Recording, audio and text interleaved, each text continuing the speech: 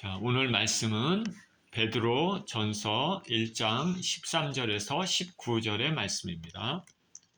베드로 전서 1장 13절에서 19절의 말씀 읽겠습니다. 시작. 그러므로 너희 마음의 허리를 동이고 근신하여 예수 그리스도께서 나타나실 때 너희에게 가져다 주실 은혜를 온전히 바랄지어다. 너희가 순종하는 자식처럼 전에 알지 못할 때에 따르던 너희 사욕을 본받지 말고 오직 너희를 부르신 거룩한 이처럼 너희도 모든 행실에 거룩한 자가 되라. 기록되었을 때 내가 거룩하니 너희도 거룩할지어다 하셨느니라. 외모로 보시지 않고 각 사람의 행위대로 심판하시는 이를 너희가 아버지라 부른즉 너희가 나그네로 있을 때에 두려움으로 지내라. 너희가 알거니와 너희 조상이 물려준 헛된 행실에서 대속함을 받은 것은 은이나 금같이 없어질 것으로 된 것이 아니요 오직 흠없고 점없는 어린 양 같은 그리스도 보배로운 피로 된 것이니라. 아멘. 성도의 거룩한 삶이란 제목으로 말씀을 나누겠습니다. 하나님 아버지, 감사와 찬양을 드립니다. 오늘 귀한 주일 또 이제 말씀을 대하는 시간입니다. 마음과 정성을 다하여 또 이 시간 우리가 하나님 앞에 나아가게 하시고 말씀을 통해서 주님을 만나는 시간이 될 수 있도록 축복하여 주옵소서. 감사드리오며 우리 주 예수 그리스도 이름으로 기도합니다. 아멘.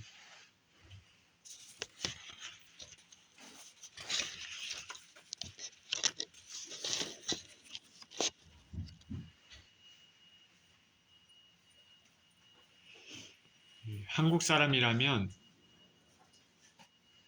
시인 윤동주라는 사람에 대해서 들어보셨을 것입니다.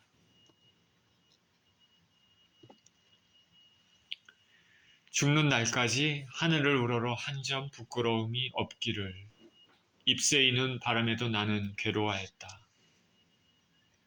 우리가 익숙한 시입니다. 이 윤동주의 서시입니다. 매우 유명하죠. 죽는 날까지 하늘을 우러러 한 점 부끄러움이 없기를 잎새이는 바람에도 나는 괴로워했다. 우리는 그의 시에서 그가 어떠한 마음으로 인생을 살고자 했는지 느낄 수 있습니다. 하늘을 향해 한 점 부끄러움이 없는 삶을 살고자 하는 그 고뇌입니다. 약하고 사악한 세상에 수많은 악한 사람들이 있지만 그러나 그 가운데도 이렇게 보석과 같이 빛나고 하나님 앞에 정결하고 깨끗하게 살고자 하는 사람들이 있습니다. 윤동주는 그의 삶의 마지막까지 최선을 다해서 삶을 살고자 했습니다. 그는 1943년 7월 14일 일본에서 일본 유학생 사상범으로 체포돼 45년 2월 해방을 보지 못하고 감옥에서 인생을 마쳤는데 그의 인생에 대해서 관심이 많았던 사람들은 그의 생애를 추적하면서 그가 어떻게 2년 동안 감옥 생활을 했는지 알아봤습니다. 그가 있었던 일본의 규슈, 후쿠오카 형무소에 남아있는 기록을 보면 그가 최후의 순간을 앞두고 한 가지 일에 몰두했다는 사실을 알 수 있습니다. 윤동주는 고향집의 편지에서 차입한 신약 성서를 옥중에서 읽고 있다.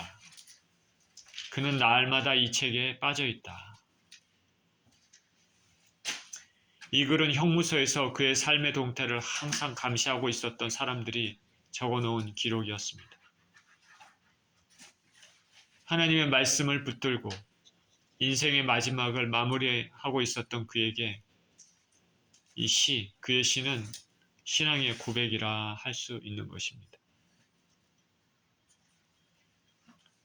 신앙의 위대한 선배들은 모두가 하나님을 바라보면서 거룩한 삶을 살고자 했습니다. 그것은 자신을 사랑해서 자신을 부르신 하나님께 대한 합당한 삶이라고 생각했기 때문입니다. 오늘 본문에서도 사도 베드로는 그리스도인들에게 이러한 삶을 살도록 권면하고 있습니다.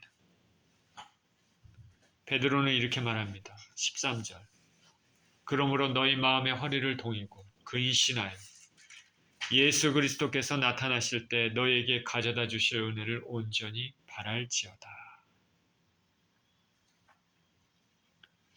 사도 베드로는 편지를 받는 그리스도인들에게 마음의 허리를 동이고 근신해서 예수님의 재림 때 있을 은혜를 기대하라고 말하고 있습니다. 우리 그리스도인들은 예수님이 이 땅에 다시 오신다는 그 재림을 준비하며 살아야 됩니다. 그 재림 때는 세상에 있는 모든 악이 제해지고 무엇보다도 주님을 기대하는 자에게 영광스러운 은혜가 주어질 것이기 때문입니다.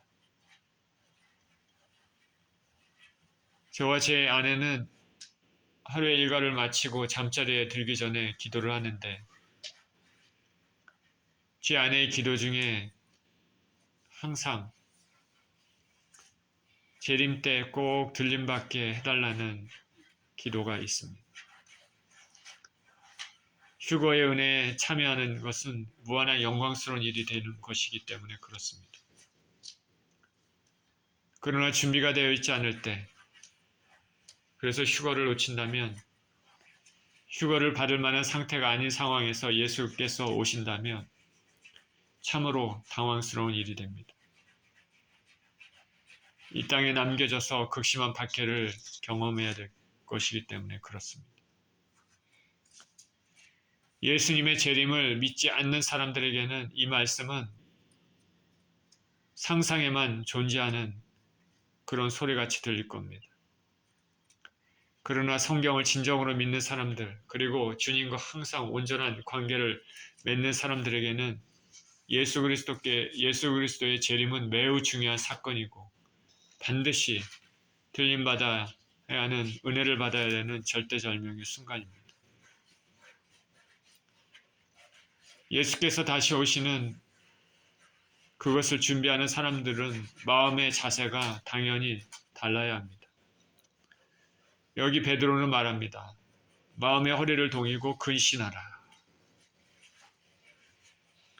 마음의 허리를 동이다. 동이다라는 말은 급한 일을 당할 때 취하는 태도인데 정신적이든 육체적이든 게으른 삶을 반성하고 목표를 향해 매진하는 자세입니다. 특별히 전투차비를 하는 군인과 같은 자세입니다. 영적으로 깨어서 무장하는 것입니다. 이 세상을 살면서 아무 생각 없이 세상에 휩쓸려서 그렇게 사는 것과 반대되는 삶입니다. 주님을 생각하며 주님과 교제하며 항상 깨어있는 준비하는 삶입니다. 근신한다는 거 영어로는 셀프 컨트롤입니다. 셀프 컨트롤. 세상 일에 취해서 세상 즐거움, 세상 것들, 세상의 탐욕 그런 것에 취해서 사는 것이 아니라 절제하며 사는 것입니다. 다시 말해 베드로는 그리스도인들에게 온전한 구원을 소망하면서 긴장된 자세로 인내 가운데 주님을 기다리라라고 권면하고 있습니다. 저와 여러분의 삶이 나태한 삶인지 세상 일 혹은 세상 즐거움에 취해서 사는 삶인지 생각해 봐야 할 것입니다. 물론 말씀을 전하는 저도 사실 이 말씀에 대한 부끄러운 마음이 있습니다. 14절입니다. 너희가 순종하는 자식처럼 전에 알지 못할 때 따르던 너희 사욕을 본받지 말고 오직 너희를 부르신 거룩한 이처럼 너희도 모든 행실에 거룩한 자가 되라. 이전에 하나님 몰랐던 예수님 몰랐던 삶처럼 세상의 욕심과 자기 육신의 정욕에 이끌려 살았던 태도를 이제는 버리고 우리를 부르신 하나님처럼 모든 일에 거룩한 자의 삶을 살라고 말합니다. 여기 순종하는 자식처럼이라는 말이 있습니다. 그런 표현은 전형적인 세모적 표현입니다. 셈적 언어에서 자식은, 자녀는 두 가지 의미를 지니고 있다고 합니다. 첫째는 상속자, 부모의 재산을 물려받을 권리를 지니고 있는 것입니다.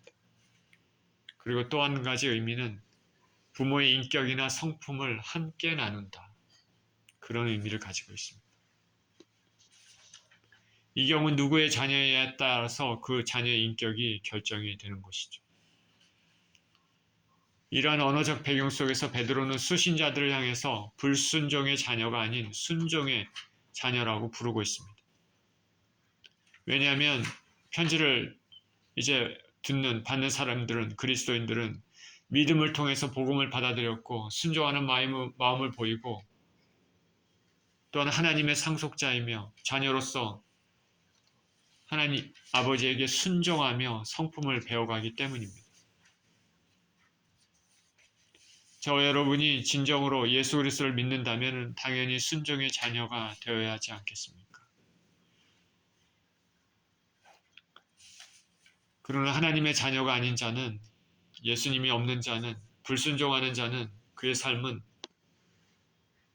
세상 도덕적으로 온전하게 보이는 삶이라도 헛되고 하나님 앞에 깨끗하지 못한 삶입니다. 왜냐하면 우리 인생은 기본적으로 죄성을 가지고 있습니다. 심플 네이처를 가지고 있기 때문에 하나님과 관계없는 삶은 결국 모든 것이 죄로 연결됩니다. 사람 눈에 그럴듯하게 보여도 실상은 깨끗한 것이 아니죠.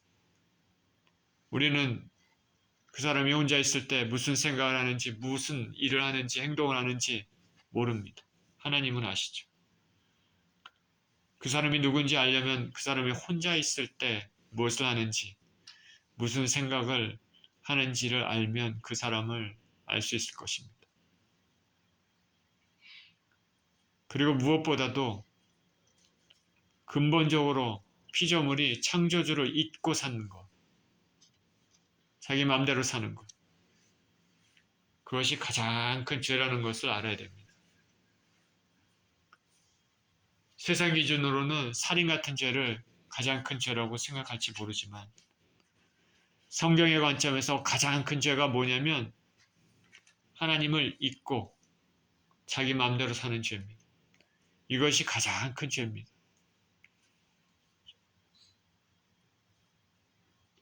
자기를 창조하신 하나님의 뜻을 모르고 자기 마음대로 사는 것이죠.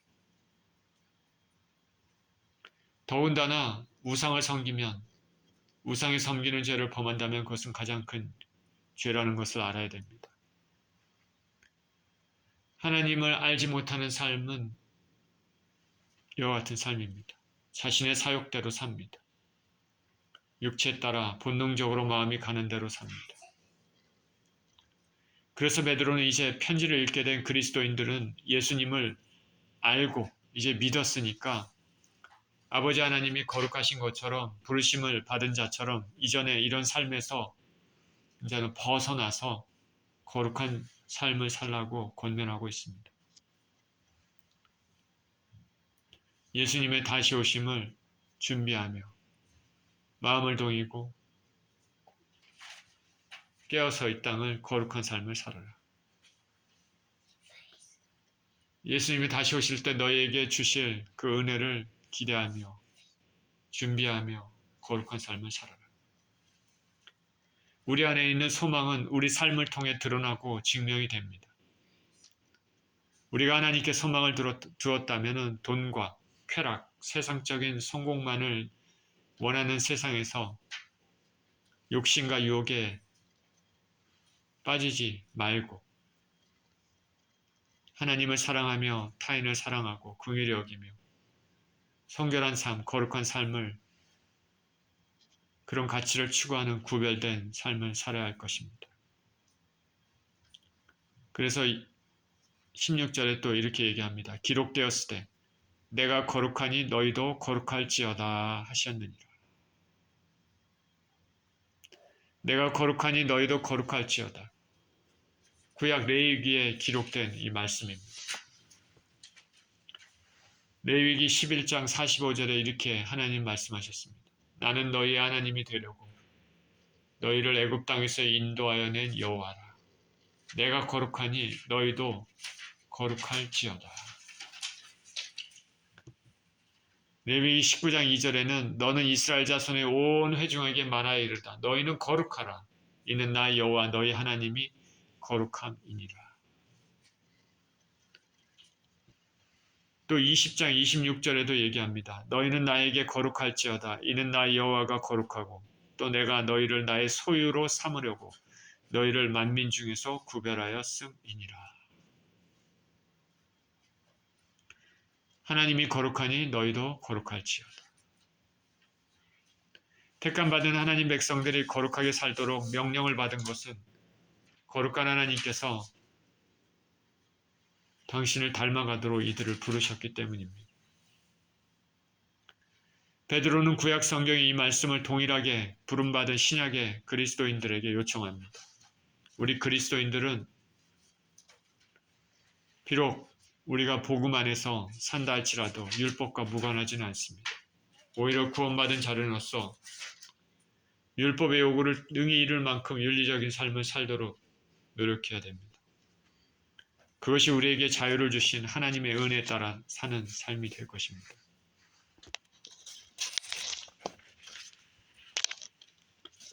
17절입니다. 외모로 보시지 않고 각 사람의 행위대로 심판하시는 이를 너희가 아버지라 부른즉 너희가 나그네로 있을 때 두려움으로 지내라. 외모로 보시지 않는다. 하나님은 사람을 볼 때 차별하지 않으십니다. 하나님은 이스라엘을 택하셨지만은 이방인이라고 무시하거나 차별하지 않으셨습니다.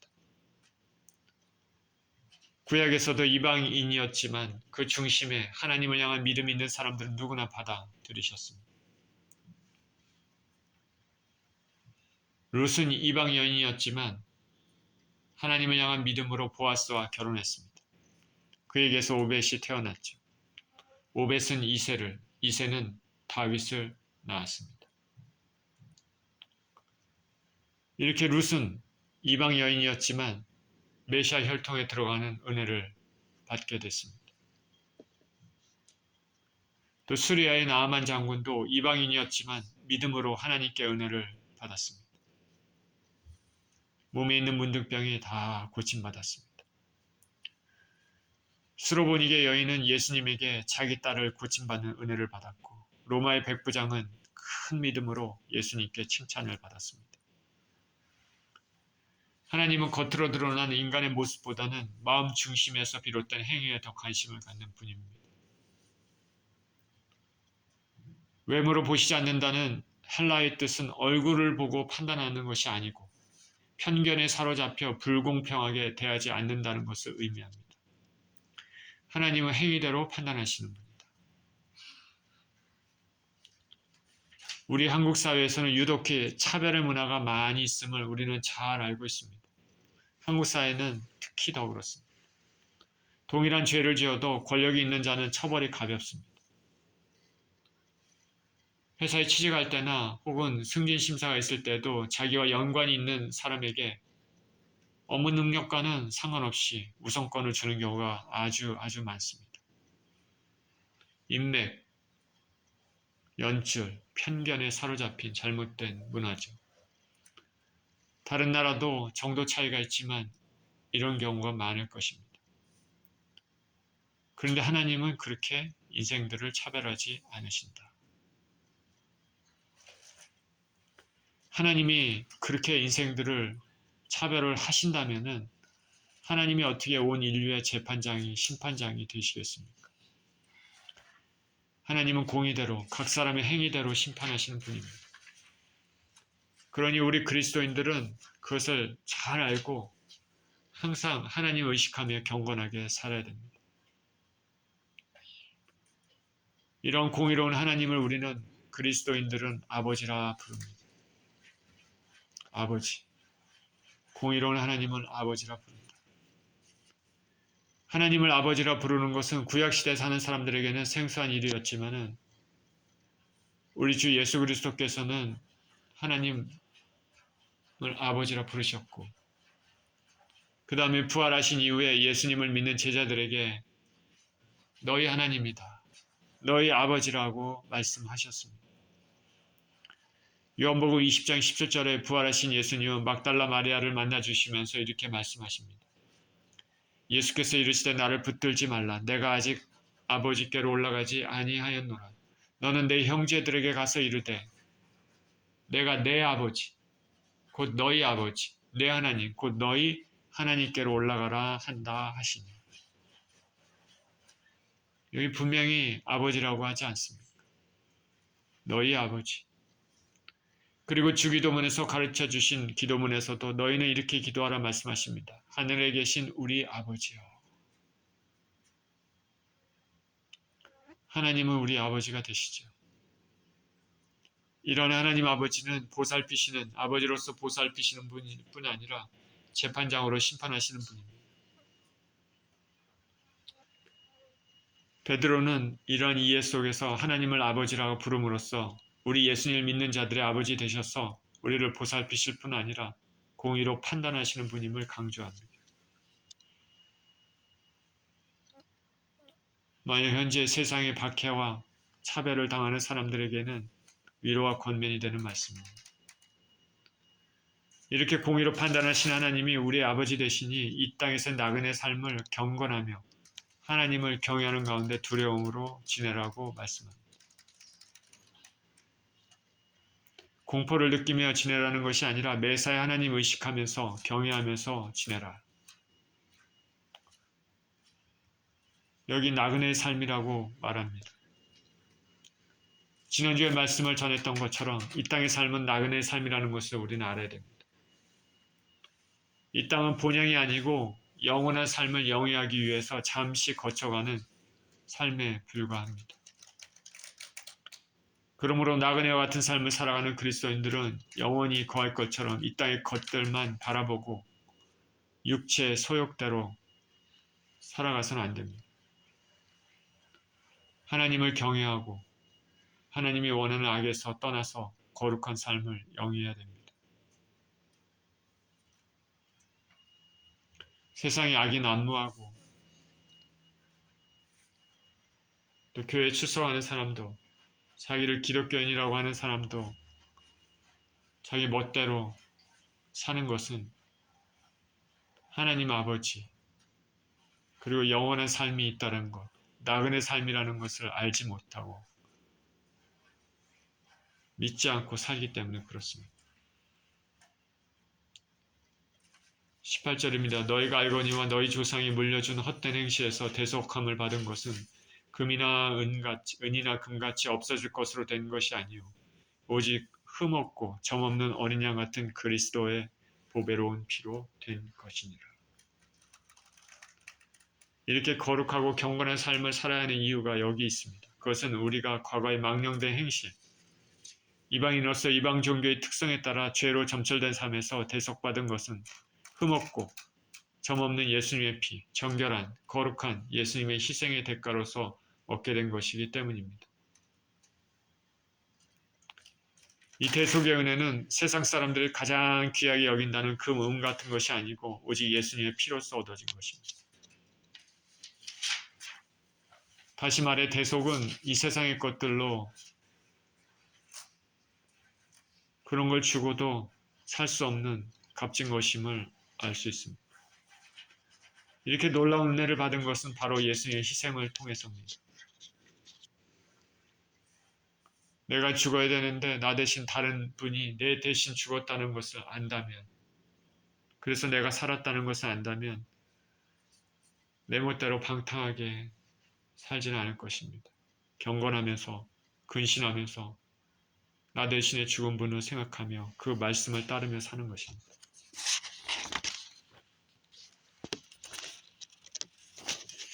이전에 말씀드렸다시피 저와 제 아내는 보통 하루를 마감하는 시간에 기도를 합니다. 기도하기 전에 말씀을 읽고 생각을 나눕니다. 지난주에 나눴던 말씀 중 하나는 누가복음에서 예수님의 탄생에 관한 기록 말씀이었습니다. 그 말씀을 읽고 또 들으면서 예수님 탄생 전후에 여러 가지 일들이 있었구나. 동방박사가 예수님을 경배하러 왔고 천사들은 목자들에게 예수님의 탄생의 소식을 전했습니다.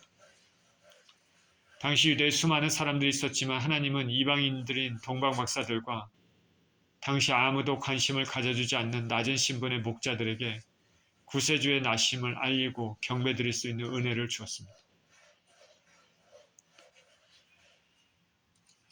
이것은 많은 것들을 생각하게 합니다.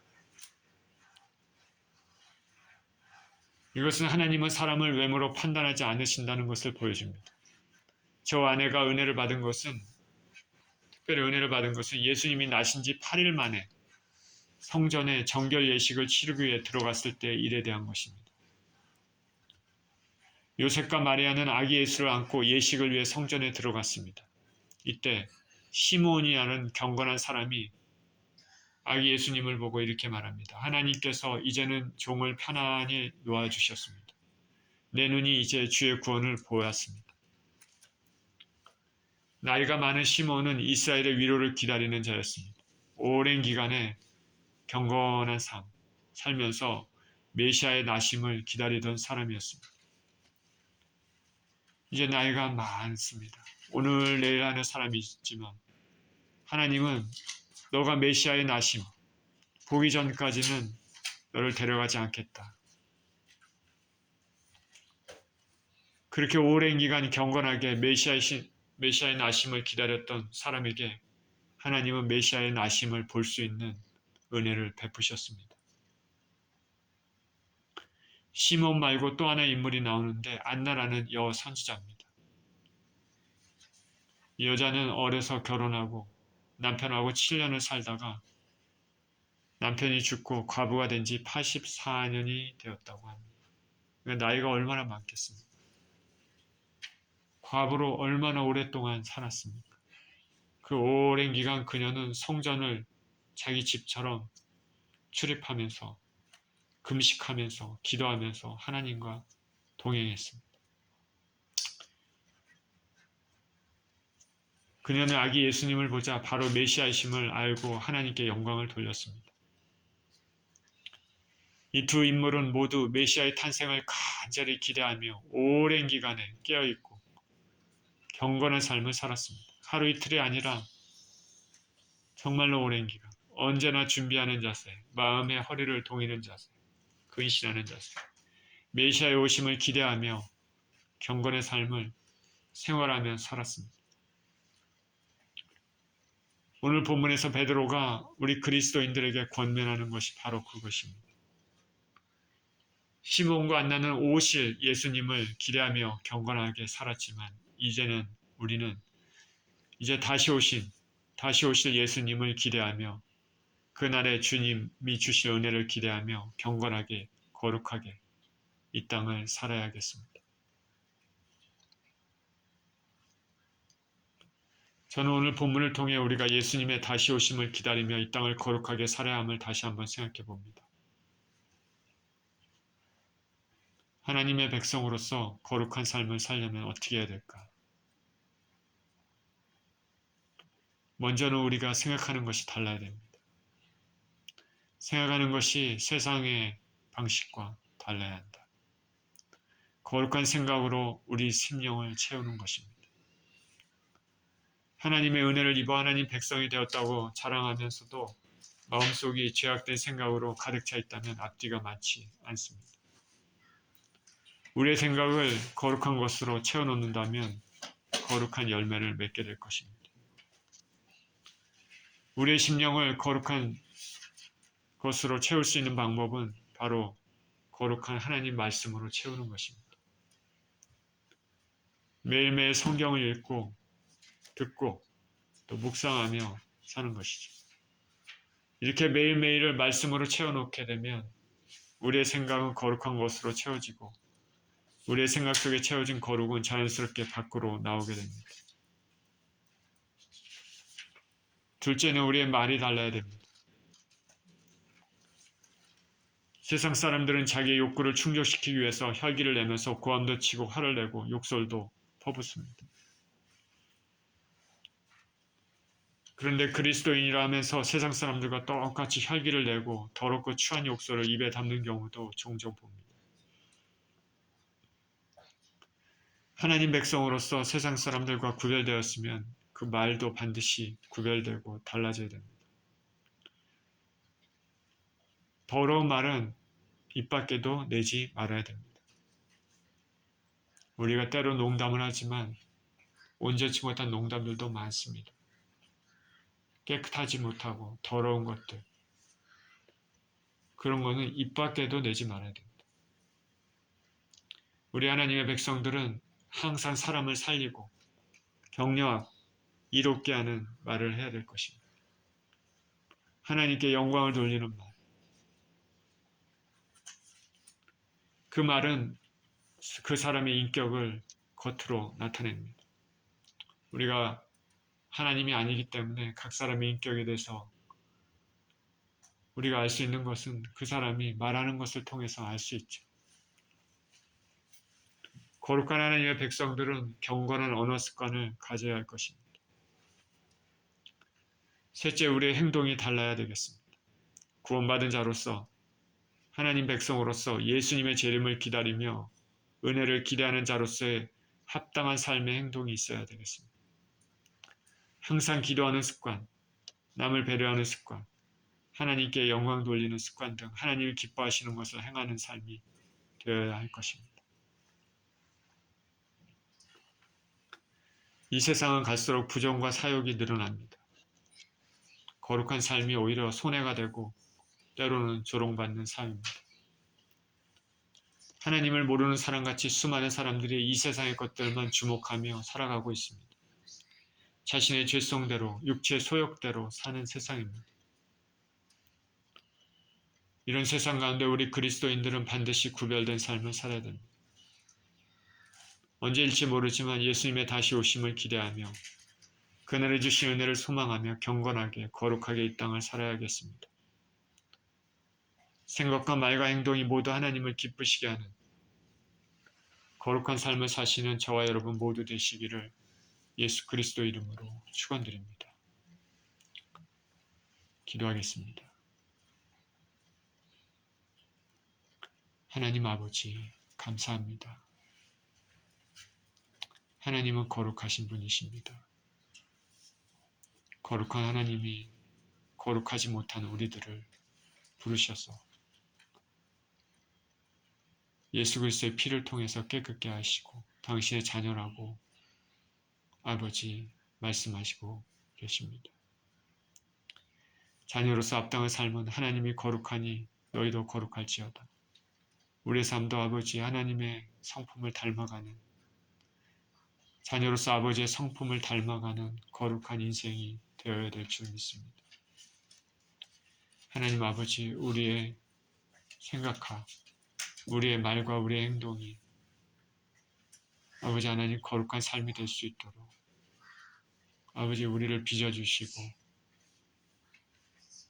우리가 아버지 하나님 자녀로서의 합당한 모습이 될 수 있도록 우리를 만들어 주시옵소서. 그래서 우리 주 예수 그리스도께서 이 땅에 다시 오실 때 우리에게 주어질 놀라운 영광스러운 은혜를 소망하며 기대하며 살아가게 하여 주옵소서. 우리 주님께 감사를 드리며 우리 주 예수 그리스도 이름으로 기도합니다. 아멘.